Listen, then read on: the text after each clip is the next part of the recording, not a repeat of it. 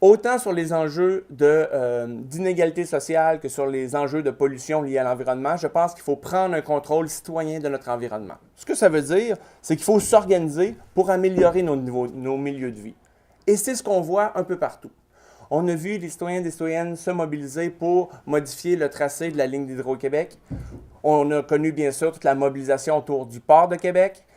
On a connu des personnes qui se sont organisées, beaucoup des parents, pour sauver les écoles qui étaient menacées de fermeture dans Limoilou.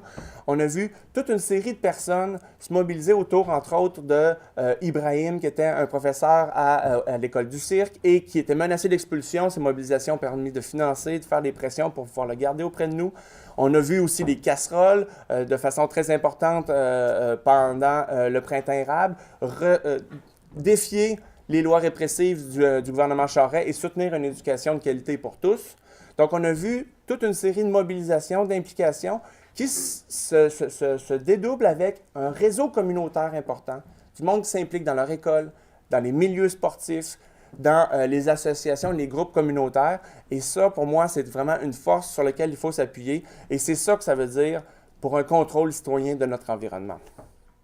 Et moi, comme candidat de Québec solidaire, je m'engage à soutenir ces initiatives, à les valoriser, à les faire connaître. Moi, je pense que c'est ça le rôle d'un député. Un député, ce n'est pas quelqu'un qui est élu aux 4 ans et qui fait ce qu'il veut.